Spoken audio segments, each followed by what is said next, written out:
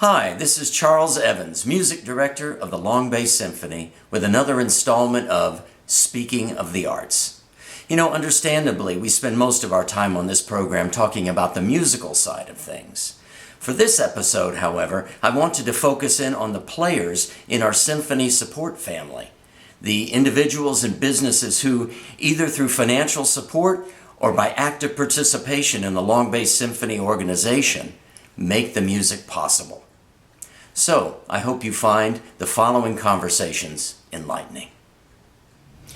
Hi, I'm here at Belfour Property Restoration, formerly Full Steam Ahead, with one of the owners of Full Steam Ahead, Mark Owsley. So, Mark, I wanted to just get a chance to talk to you, as I mentioned, about the players in community involvement and how the support and the interest in the community things like the fine arts and so on make everything possible. So I know that you guys as Full Steam Ahead have been involved with supporting the symphony and having an ad in our playbill. And I just wanted to kind of get an idea, you as a local business owner, how you envision your responsibility, let's say, in interfacing with the community outside of just the business that you do. Well, first and foremost, we're stewards in our area, whether we're business owners or whether we're just individuals with families. We have a stewardship responsibility to do what we can to improve our community. And when we improve our community, it's amazing what happens. For example, I'm real involved with my Rotary group, Rotary Club from Myrtle Beach. And to think now, had I missed that opportunity, of the friendships that I would have missed. So we go into something with the hopes and aspirations of putting our footprint, putting our fingerprint on it, but the end result, actually, we're doing a lot for the community, but the community in return does an awful lot for us. So we do have a responsibility. Like any other community, we have certain needs that need to be addressed on a regular basis. Some are a little more unusual than others based upon other cities, but we have a certain amount of things that we need to do. Our involvement with Long Bay Symphony has really worked out well for us because first and foremost, we love the symphony. Music energizes us, it relaxes us, or some combination of that. And so when you allow yourself to go to the symphony, it takes you away from all the real world things that you have going on at that moment. Well, I like that idea that it's a hard case to make in certain times when admittedly there are great needs in the community for people who need financial help. They need help just for meals, and when there's that much need, it's often hard for people to see what the rationale is for then prioritizing, to a degree at least, the arts, the performing arts, or anything like that. But I think, as you were alluding to, it's the idea that we're growing the entire community. And I will get to that later because I know you're from the Charlotte area.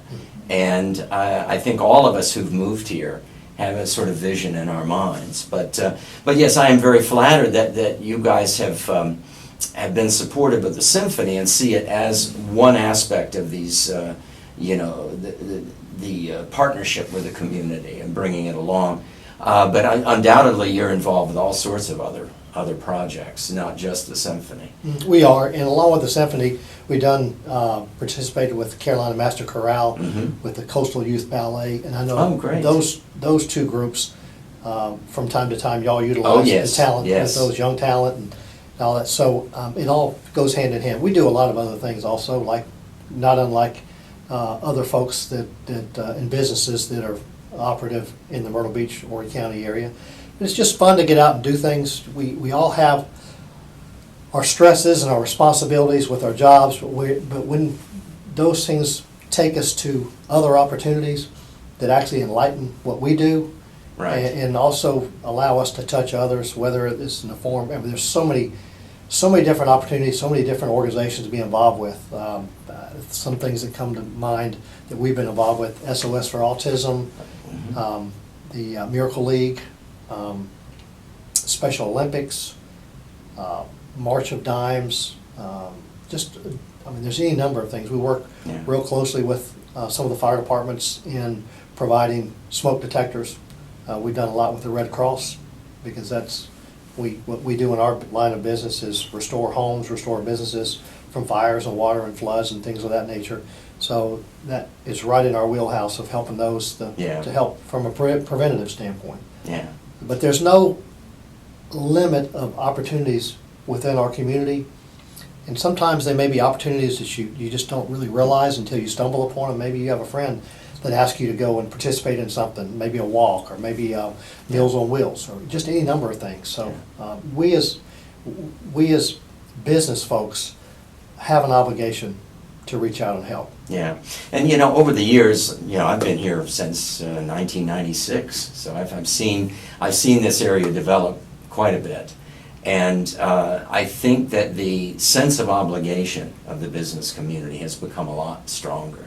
But I just wanted to just ask, with your background, having grown up in the Charlotte area, is there something that, like, say, a symphony and ballet and all that, that's kind of a no-brainer? It's like, of course, we should have that here. I think it all points to quality of life, to me, of attracting businesses and individuals. But I'm sure that, as I had alluded to earlier, you bring what your experience in life was to this area, and you go, gosh, if we could have this. Now, what we would really love to see from the symphony standpoint is a performing arts space. And that just seems to be a long time coming. But I'll get to that when we talk about what your vision and dreams are for the future. But I do want to talk more about Rotary, because in addition to your sponsorship and help with the symphony and other organizations through FSA, the Rotary Club, of course, the symphony has partnered with the Rotary for years. And we're very grateful. In fact, I point to that all the time when, gosh, it's been, 11 years ago that we did the first Broadway show as a benefit. And I point to that all the time. It's like, folks, look at this. It's a win-win. You're supporting one of your major arts organizations. You're getting money for your causes. You're raising money. And people are getting a great Broadway show. We were fortunate last year that we were able to get our Broadway show in. That was the last thing we did before this kicked in. Yeah. And the Broadway show that we're a part of, we bring talent from New York. We have Tony winners come in, and we raise an awful lot of money from ticket sales. And the vast majority of that money stays locally because of what happened right after our concert last year. We provided a significant amount of money to local charities when it came to just providing basic meals. Right. But Rotary does a lot. Our involvement with Long Bay is exciting. Not just the Broadway concert, because you guys have been very generous to us and other arts groups. And it's fun. We have a good time. We've got 3 or 4 people that really lead us in that each and every year, and through their partnership with you and Shannon Farrow and others. It's a lot of fun. We have a great time, and we have an awful lot of folks. We typically will sell around 1,500 tickets or so. In the past, it's been at Myrtle Beach High School Auditorium. Right. And the acoustics in there are pretty good. For people who don't know, that is a wonderful space. Mm-hmm. And we're very fortunate to have that. Of course, it was built as a civic auditorium, with a lot of financial backing by several people in the community to make it more than just a high school auditorium. So we're very fortunate to have that. And when we have the concert, we have worked in with the Carolina Master Chorale, right, and with others that have come in. So we see a lot of youth that participate with our concert also, and I know y'all do that on a regular basis as well. It gives a chance for the youth to be on stage with the folks that they look up to, that they can learn from. Yeah. And it's an ego boost for them, and cool for them, and really cool for their parents and the folks that are associated with them too. It really is, and I wanted to mention that a little bit, because I think in part you're referring to a lot of the vocal students from Coastal Carolina University, mm-hmm, that Tim Cook, who also does the Master Chorale, teaches as a professor there. And it's just so wonderful to see the enthusiasm when the Master Chorale and the CCU choir join us for a classical program. I'm just so proud to be able to say that when these kids went and got their undergraduate degree at the local university, that they sang with a professional orchestra. and they are so psyched afterwards. The idea of these professional musicians, and everything is very, business-like and expertly done, and they realize this is not fooling around. But I also wanted to bring up the other aspect of the symphony, which benefits greatly from sponsorship from people like you, and that's our youth programs. And so, in addition to having our performances, which people know about, we have a wonderful youth symphony, and I think it's really key to me. Two things. One, that we have a vehicle that students from this area can be a part of and use as a part of their experience while they're in high school, as a springboard to go and compete on a national level. That's what I'm most proud of, is that we've had students graduate from this area who've been in the youth symphony and have gone on to conservatories and actually careers in music. When I first moved here, that was not a very likely thing to happen. And there's so much talent here. And there's so much more that's going on. And so much of it is untapped. Yeah. And sometimes it only takes just a tiny little piece of something that Right. will attract someone to something they never felt like they had an interest on, or certainly never felt like they had the skill set to be good at it. Right. So, and whether you're 6 or 66, we all need to have confidence in what we do. I have to set this, otherwise we go over too much, but we're getting close to the end.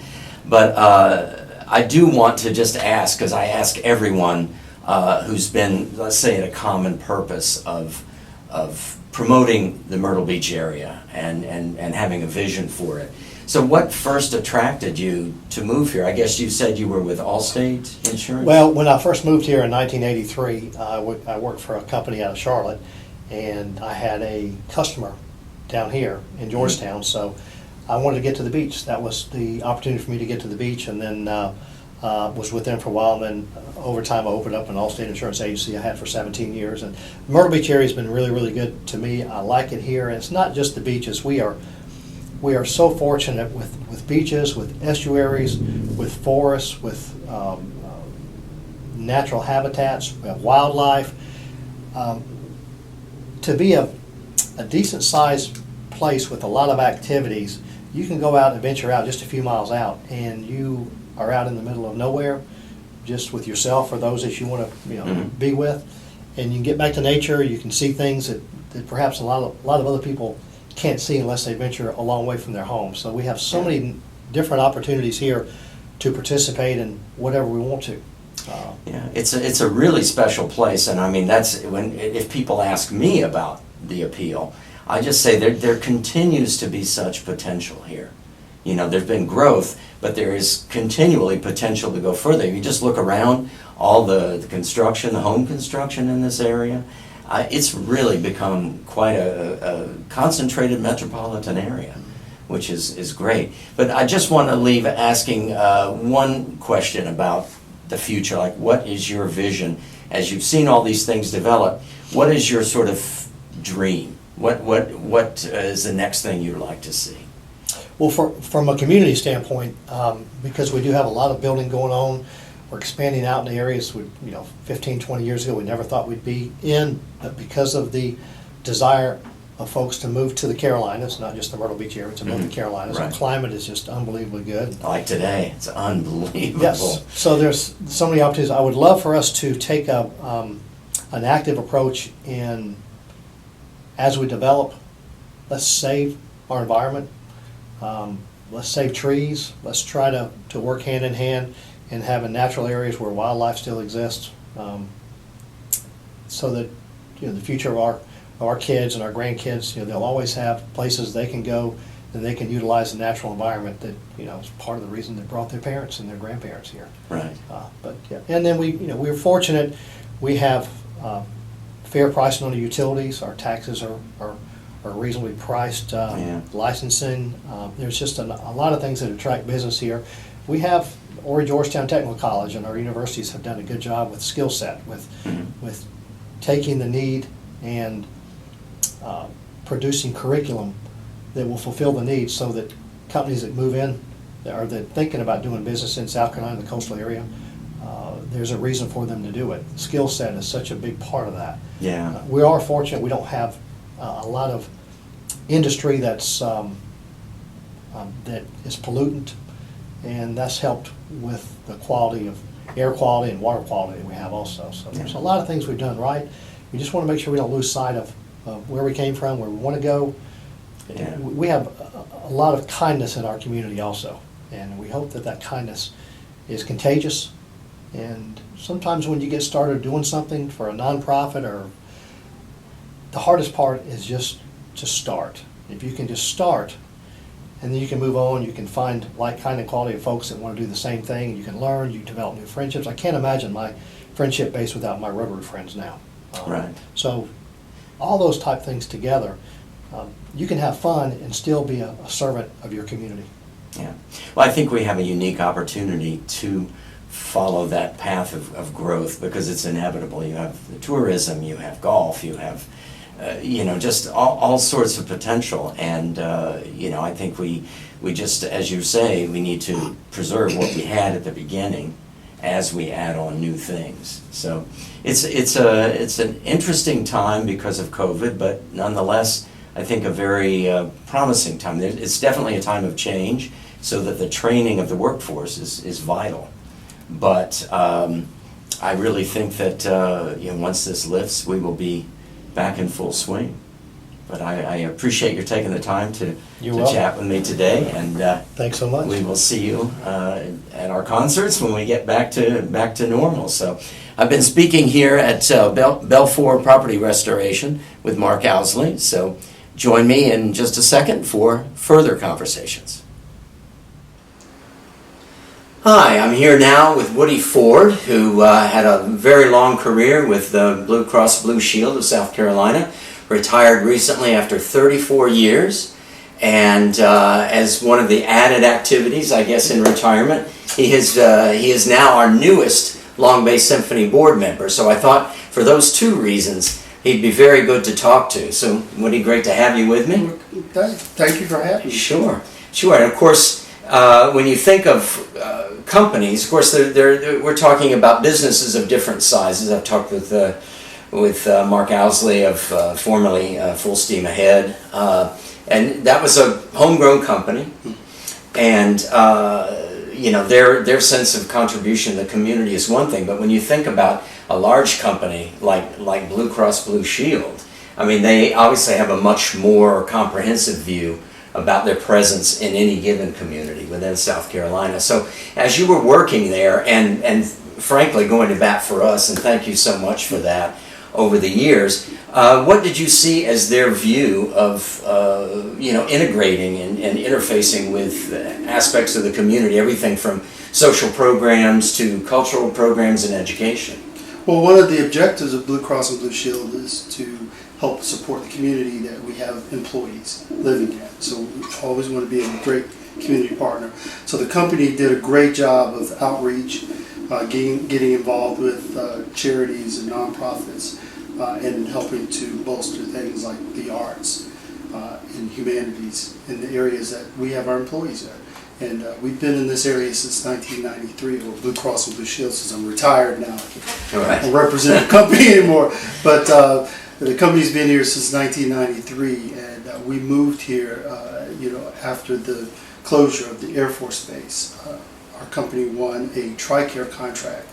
That's military insurance, health insurance for military members and their families. And we noticed that there was a large group of displaced employees or displaced folks from the Air Force Base. So we wanted to take advantage of that and help them out and start up a new contract in an area where we can help develop this area. Mm-hmm. Well, so being that you were in on the get-go of this, how do you seek out? How do you do you get contacts coming to you about how you could interface with the community, or is there a set plan? Is someone in charge? I really don't know exactly how all of that works. Well, we have a centralized communications department in our Columbia area, and our main office in the Columbia area, and receive requests for donations and requests for support from different groups and organizations and different charities. And so they get the local folks involved, and the local employees involved Right. in those requests. Yeah, well, I know that we've always done that, but I was just wondering how much of like a proactive presence. So there's probably not even any need, because people know that you're charitable in that way, and that, you know, we want to apply for funding for various things. So, but is there any like announcement or any kind of statement that's made when, you know, when you come into town? Or I guess that's not even necessary. Well, the company always encouraged employees to get involved in the community, and we had what we call the Employees Association, which you know, we receive requests from different organizations and different, you know, retail outlets and restaurants and so forth that would offer discounts to the employees, and we would sign agreements with them. And so we'd advertise those for the employees within our organization, as long as they were part of our Employees Association. And then we would always encourage employees to get out into the community, and we would get requests from employees Right. to Yeah, look because at they're supporting. they're seeing what's going on in the community. Look Sure. at supporting different you know, organizations and different events. Yeah. Did you sense any lag time? I'll just tell you my experience, because I moved here in 1996, so I haven't been here as long as you have, but almost. And we were talking earlier about how, you know, Myrtle Beach and the general area is a much different place now. It's a much bigger place. But I had the sense that, well, we got the line a lot when we were approaching businesses, and especially larger businesses, for funds that, oh, well, our home office is in Charlotte or it's in Columbia, so we don't do that. And that's changed. So I guess I was wondering if you sensed any, like, hey, we ought to be doing this in Myrtle Beach as well. And you think, I guess, you know, Blue Cross and Blue Shield is probably, you know, they're, as a large corporation, they're up with all of that, and they know how to get that moving. Well, I was curious how, in your view, through that organization, funding for, you know, the Long Bay Symphony, for example, was an attractive fit, and how is that an attractive fit? Well, again, the company looks at supporting the arts and supporting the community and being a great community partner. But many don't. They support the community, and admittedly there are always big needs. You know, there are people who are homeless, there are you know, domestic issues to deal with, there's, and especially now with COVID, there's, you know, food insecurity, there's all sorts of things, and people will say, well, I mean, the symphony, I mean, that's just for people who are already well off, and it's a very rarefied form. So I just kind of want to hear from you the logic of, like, how does that fly? Because I have my own view of that. Well, our management, or the company's management, has a big role to play in that. You know, looking at, you know, what are the different charities and what are the different organizations that are in the area, you know, and consulting with our communications department. You know, then a decision is made as to which, you know, charities or which organizations, which nonprofits we would get involved in the different areas. And they probably have good precedents set with Columbia Right. and Charleston and everything We're a else. big supporter of the arts in Columbia area. Right, and so the symphony we in can Columbia. transfer that template, and they can, Right. to here, which we're very grateful for, because that really has, as I said, has not been the case so much. But just going back, and just since you said you were a native of Sumter, Right. but you've lived here since '93. Yes. Yeah, and had come here on vacation as a child. So I'm always interested. Well, I mean, I think the connection is obvious for you, but in a word, in a short summary, what made you want to move here and live here? Well, I came here for work. You know, Did you have a choice at the time, or? Yes, I did. I applied, actually got a promotion to come here to help open up the our operations here in our Surfside Beach office here for Blue Cross and Blue Shield. We won a TRICARE contract, which is military health insurance for Right. military members and their families, which began operations in April of 1994. So we Yeah. started our operations in January of '94. Yeah. Well, did you have any other options to go somewhere else or anything like that with the No, promotion? This was that was spearheaded the move, Right. but you were very familiar with the area. I was anyway. very familiar with the area. We came here. My dad was military. My dad Yeah. did 29 years in the Army, and so we would vacation when we were in South Carolina or near the South Carolina area. We'd always vacation at the old Air Force Base, which is now the Market Commons Oh, I know. And area here. So we'd vacation, Yeah. here when I was growing up. So. Yeah, I wanted to ask you about that, like how do you evaluate the change you've seen? We talked about that some earlier before we started, about the idea that, once you got into the fall and as you were saying at the beginning of November, everything was dead. In fact, most restaurants used to shut down the month of January at least. Mhm. But now it's a very different world. Oh here. yeah, it's very different. Like I said, we moved here. My wife and I moved here in November of '93, and when we started looking for a place to live here back in September, October, everything hadn't completely shut down yet. So it was a pretty busy area. And then when we moved here, beginning of November, restaurants and some of the retail places started closing for the season. We were like, "What happened?" Yeah. it was kind of quiet. Well, more quiet than usual. Yeah, but it's getting changed used to it. quite a bit. I mean, Oh, what yes. do you see as the main change that you notice and remark about? I think the infrastructure has changed. A lot more roads have been built. None too soon. It's we'll- taken a while, but Oh yes. yeah, but since we've been here since '93, a lot Oh, has gosh. changed. 544. Remember that when that really wasn't any? Oh, wow. Was it a two-lane road? It was or a something? two-lane Crazy. road. Because I actually finished up my bachelor's degree at Coastal Carolina University, so traveling from Surfside to Coastal and back when I was taking classes doing work, it was tough with the two-lane highway. But but the highways have expanded and changed. We didn't have 31, we didn't have 22. Yes. It's made things a lot easier. Carolina Yes. Forest was not built at the time. Yeah. So 501 was the main freeway Yeah, coming in. gosh. Yeah.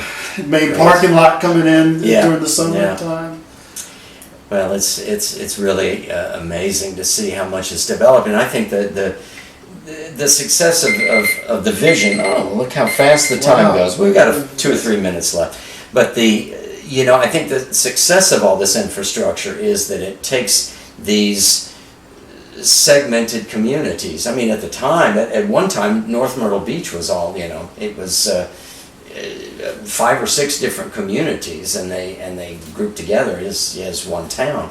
And I think the same thing is happening on a larger scale here, Mhm. which means it's funny. One of the things I always used to hear was that people would never, like for any cultural entertainment in Myrtle Beach, they wouldn't cross the waterway from Conway, which just, I couldn't imagine that. But there was such a divide Right. between the old and the new, essentially.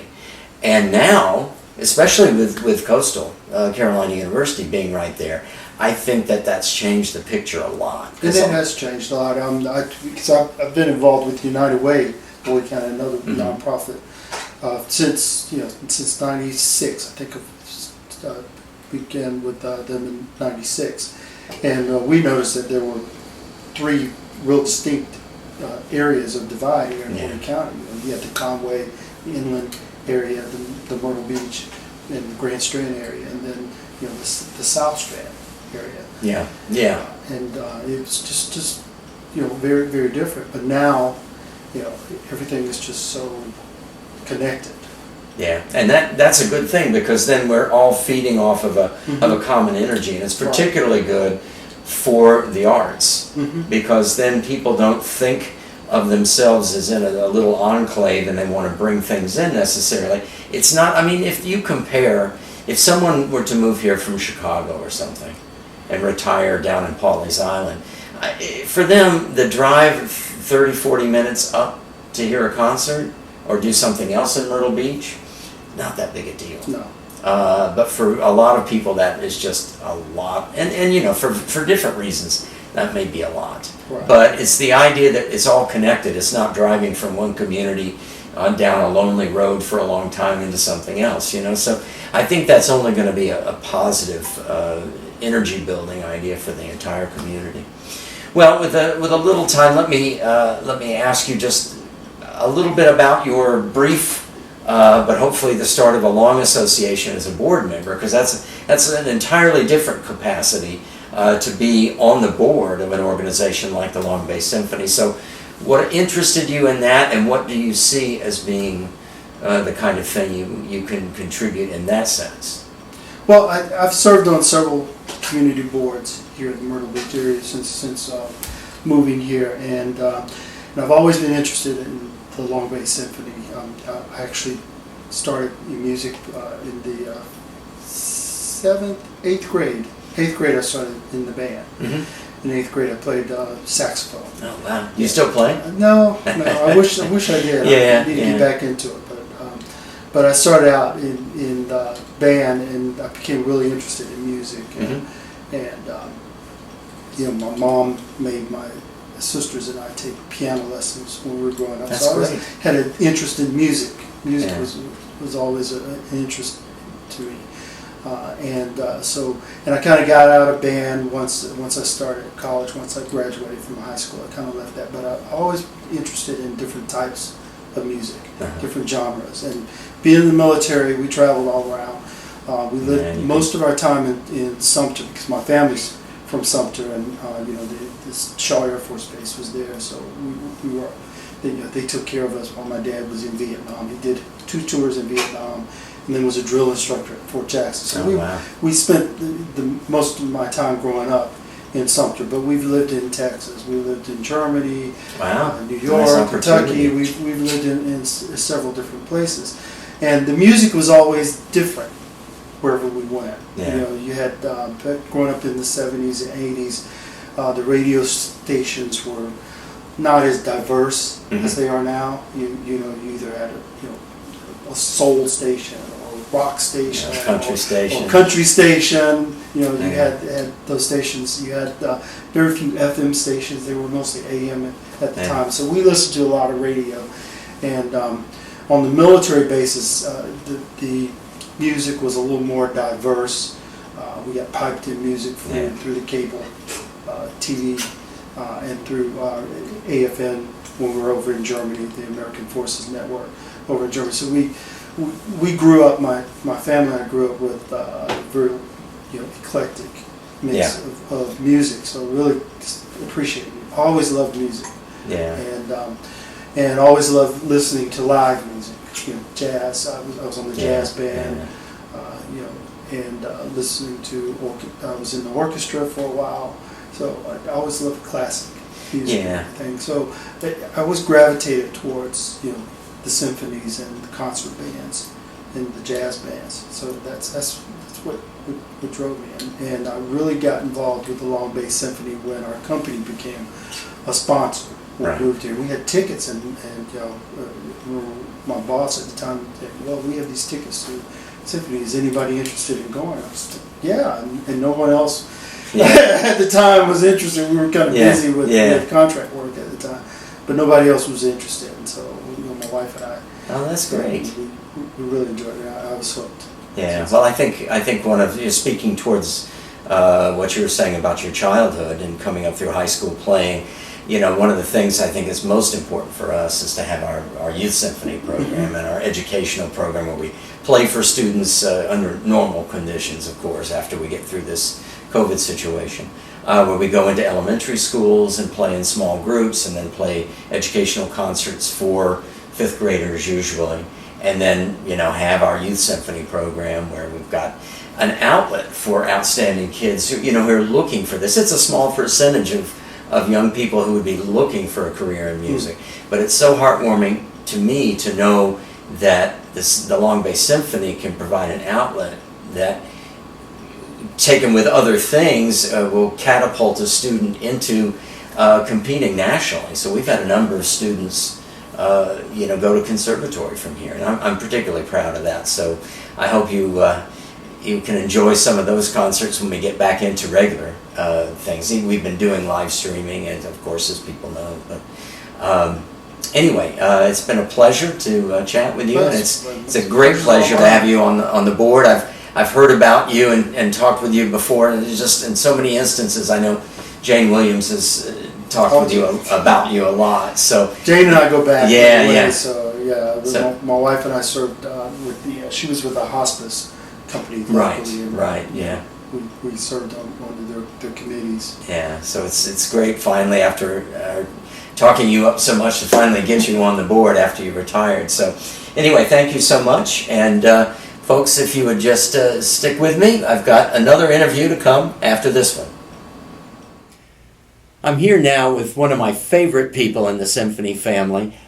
She has been involved in the Guild as president of the Guild for, I think, many years. We'll clarify that. Yes. As a board member, and really most significantly, as far as the organization is concerned, as a dreamer, a developer, and a sponsor, a seed sponsor for several of our, I would say, outreach and adventure programs that in many ways we just didn't necessarily think we could do. But that would be our Strauss on the Strand, our New Year's Eve concert, the War and Peace concert, which we did last year, 3 performances of throughout the community, as well as the Gullah concert, which at this point has been just an educational program. We still look to expand that. But Joanne, I could go on and on about all the things that you've helped develop with the symphony, but and I could talk to you all day about this, but I hope to just sort of try to encapsulate what spark it was that got you started. So, of course, when I think about all you've done since you moved to this area, it automatically comes to me like, well, what was your background that made you interested in the arts and the symphony so that when you got here, you became a part of all of that?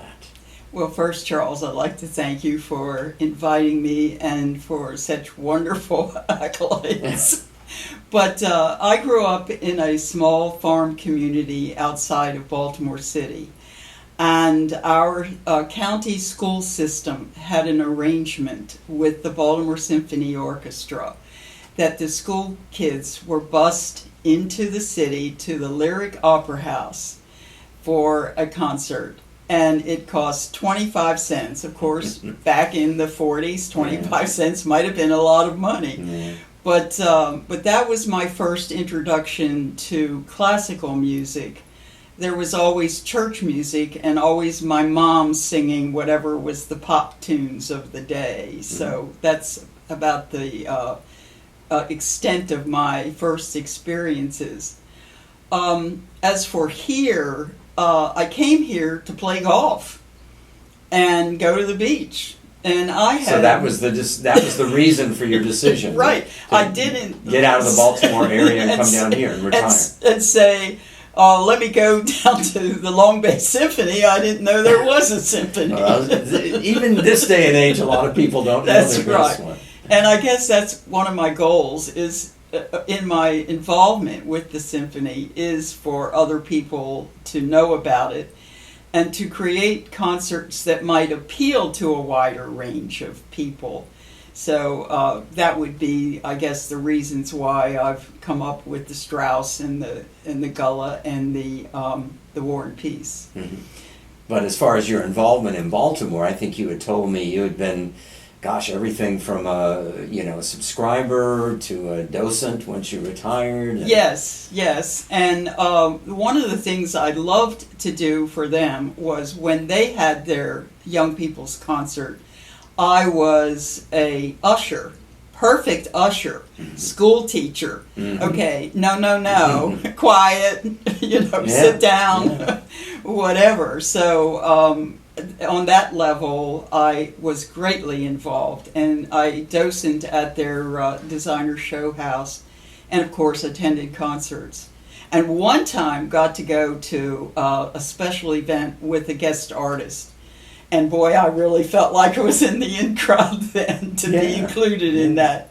So yes, So when you came here, you said you didn't even know there was Right. a professional orchestra. So how did you find out? Well, you're going to laugh at this one. The Guild was having their annual ball, and there was an advertisement in the Sun News newspaper. And I'm looking at that, and I went, they have an orchestra? And they do a ball? Well, that's what they do in Baltimore. And I was like, whoa, I need to find out if I could go to that. So so I went to the ball first before going to a performance. Oh, wow. Well, that was back in the day. I mean, that was in the early days of the symphony, I Right. believe. What Right. year was that? Do you know? Oh, 1997. Yeah. And I joined the Guild immediately, and Kathy Young was president, and she remember her, yes. she was going to chair the next ball, and she needed a co-chair.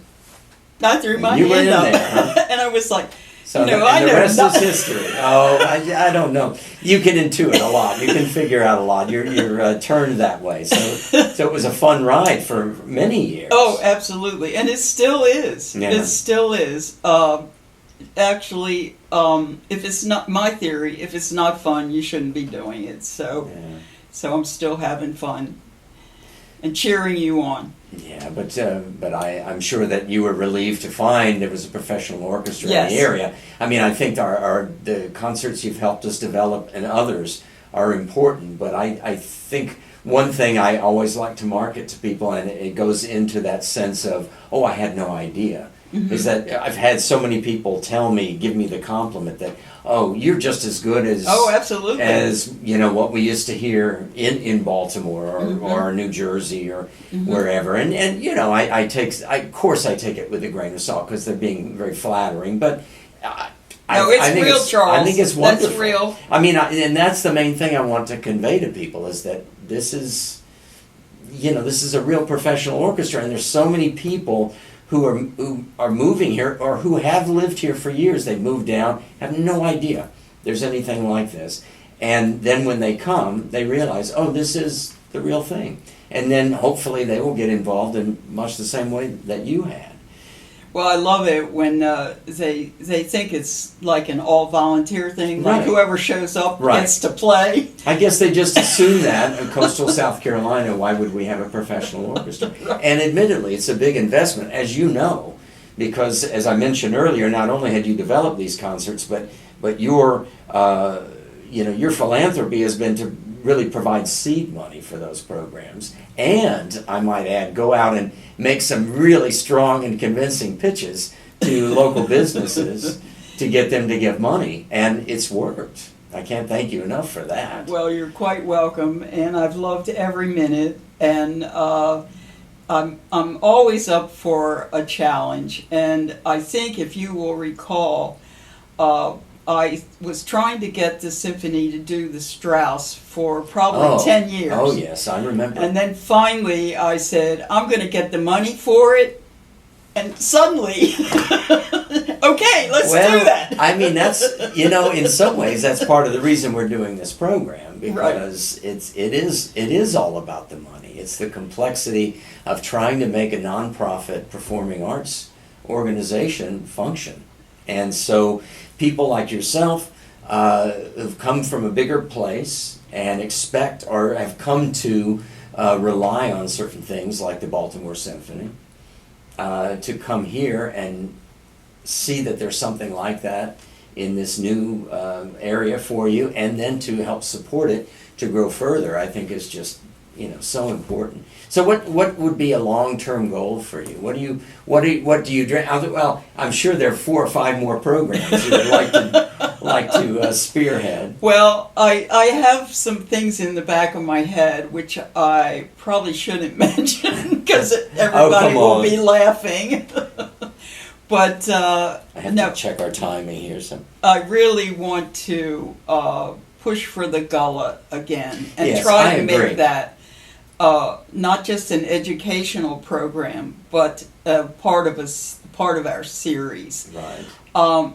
Probably also because I'm selfish enough, I belong to an archaeology group, and our group, Waccamaw Archaeology Partnership, has dug at 5 different plantations.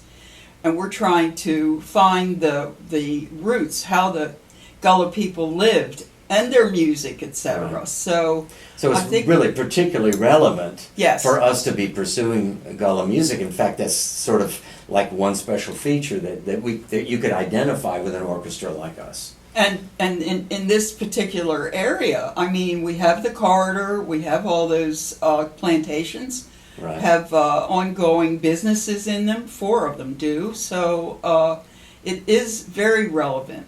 I loved the War and Peace. Yes.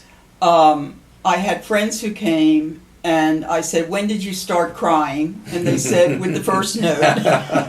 Yeah. But I realize there's so many veterans who live here. Right. And I think that's we- another perfect niche for us. Absolutely. Yeah, that final performance in Myrtle Beach Uh-huh. was so stirring. Oh, we're just about out of time, but I still want to comment about that. I mean, it was a full house, and people were very emotional. Absolutely. It was wonderful. Absolutely. And also it was a fun concert because there Yeah. were enough light-hearted Right. pieces. Like the John Denver tune, or the Leaving on a The Jet Plane. or the Andrews sisters, they were fabulous. So we really so much appreciate that, not only your participation in this professional orchestra, but then having a vision for us to expand our outreach and really broaden the appeal of what this is, what this symphony orchestra is all about. Because really, I think this day and age, that is the key. I remember once we had a slogan, "We're your symphony orchestra, and we're more than you think." Right. Yes, I remember That was years too. ago. That was on all of our Yeah. PSAs that went out and so Yeah. forth. So. Well, it just leaves me to think of capping this with that idea that I always wanted on a T-shirt, because in spite of everything we've done, we're a nonprofit. We don't have the same marketing budget that for-profit entertainment would, or anything like that. So try as we might, we still get people after every concert coming up to me and saying, "Oh, this was fantastic. I had no idea." So that's my slogan. I'd love to put that on a T-shirt. And then hopefully over time we can we can remove that label of being "I had no idea" and being one of the best kept secrets on the Strand. Well, Joanne, it's such a pleasure to talk to you and have you been part of this family. So You're not getting rid of me yet, I Charles. hope not, because we always could use new ideas. But thank you so much. You're welcome. All right. I hope this interview with Joanne Milner and the ones with today's other guests have given you some insight into the complex support system that keeps the Long Bay Symphony thriving and poised for the future. Join us for the next Speaking of the Arts, when I will give a pre-concert discussion of the next Long Bay Symphony concert on March 28th, a complete staged performance of The Soldier's Tale by Igor Stravinsky, featuring actors from Atlantic Stage.